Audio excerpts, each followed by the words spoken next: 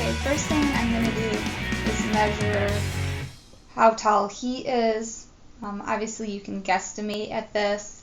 And then I'm going to measure my eye level. So I'm going to put this on my ground plane, which is the top of this box where he's standing. And my eye level is at 4 inches. So I want to double him when I draw him. So I'm going to draw him at 4 inches. And then I will have to double because I'm making him bigger. Everything correlates. So if I'm making him bigger, then my eye level would also double. So my eye level from real life was at 4 inches. Now my eye level will be at 8 inches. So my eye level is above him, so he is below my eye level. Alright, to find my cone of vision, I need to measure from my station point, so like where I'm going to be drawing from to the still life. So he's right here, he's pretty close to me, which is good because I want to increase his size. When you want to increase the size of something little, everything is going to be bigger. Your eye level is going to be higher, your cone of vision is going to be bigger because we're going from small to bigger. So think scale, you have to think it's all related. So if I'm drawing him bigger, everything is bigger. My cone of vision is going to be farther away. That means my vanishing points are farther away. Imagine your cone of vision is an imaginary circle that goes from vanishing point to vanishing point. That's about as far as you can see. And things within that, the closer they are to the edges of this cone of vision, the more distorted they're going to look. So that's why we always try to kind of move our still lives more into the central part of our cone of vision so that they don't look really extremely distorted.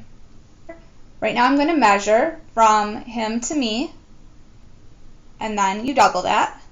But then since we are going to double his size, I'm also going to double my entire cone of vision. So it's your distance times 2 times your scale. So since my scale went up, that's what I'm doing.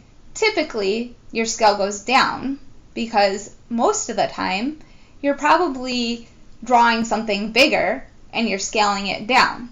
So in that case, your vanishing points scale down as well, like your cone of vision, your eye level, everything. But everything is related, and that is important to understand whether you're actually going out and measuring, which obviously you're not going to always do, but thinking about it is important when you're drawing and having this conscious relationship to staying in the same spot, my station point. That's really important. You're never moving.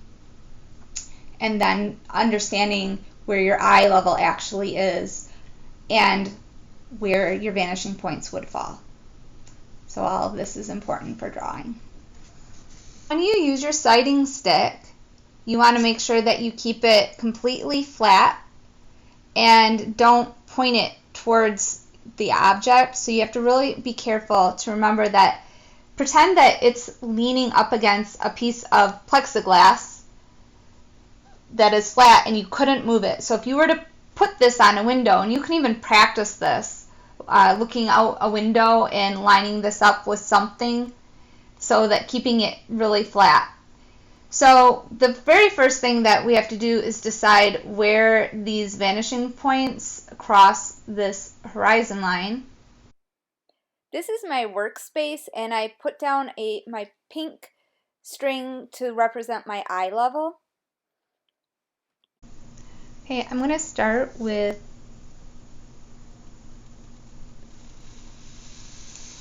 just a basic line that's like the main corner of him, and then I'm from there, like this is going to include the head and the body. It looks like each part's about a third. So once I have this first initial rectangle drawn in, I'll divide it into thirds. So right now I'm going to find my angle when I laid this down initially, and it's crossing right at the edge of the board. So now I'm going to put a pin in that spot where it crosses, and then I'm going to lay my cone of vision down on that, and this follows the eye level, and then it will pin in right down here. I'm connecting to vanishing point right, now vanishing point left, figuring out where I need that edge of the box to be. And on the left side, now I'm connecting the three parts, I'm finishing the little boxes. I have three boxes that are stacked on top of each other basically.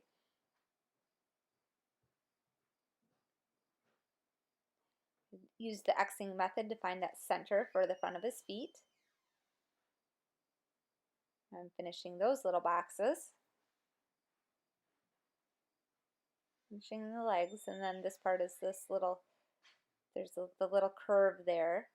So that also follows to the vanishing point.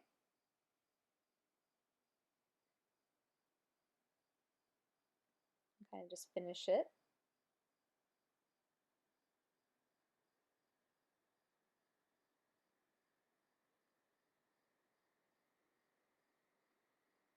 Again, Xing method, and the center. So that'll be like the center of his coat. And then this can quarter it out by Xing again. I'm getting his neck, which is actually going to be some little ellipses. But I'm drawing a box first to get the lips in.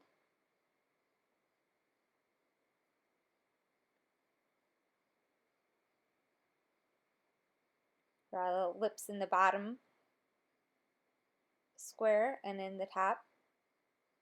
So the bottom plane of that box and in the top plane, and then connect it. So it's a little cylinder for the neck.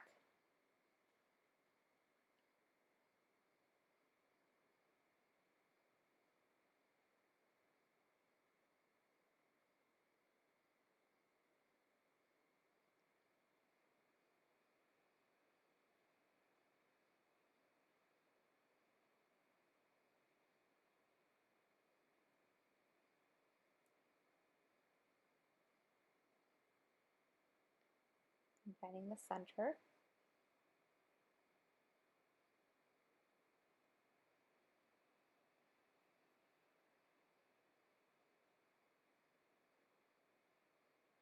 Dividing this up in the using the quartering method.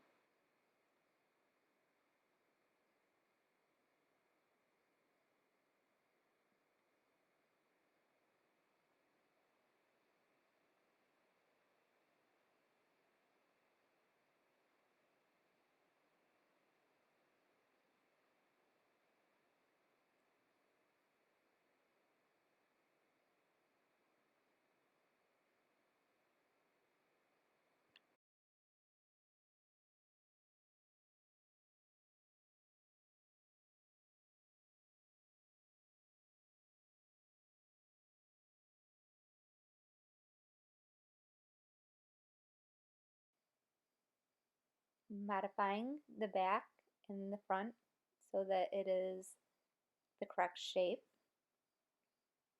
Do this within the box. I'm finding the center for the face. We can draw in the facial features, the hair.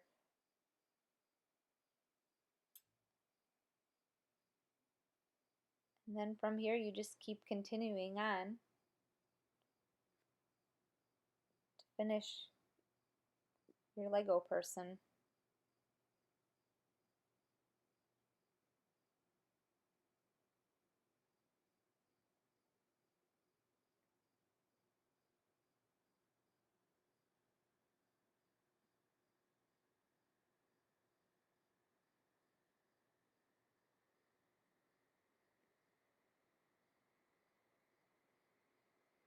I drew really dark with this, but I would definitely draw it very light. I just wanted you to be able to see it.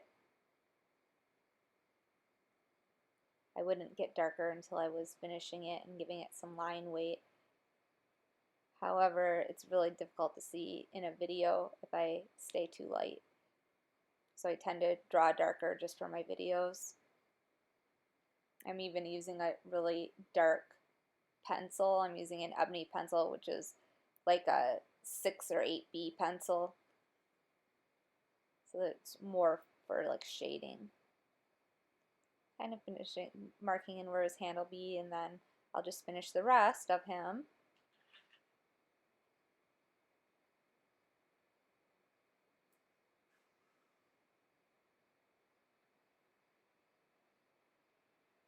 There he is, done.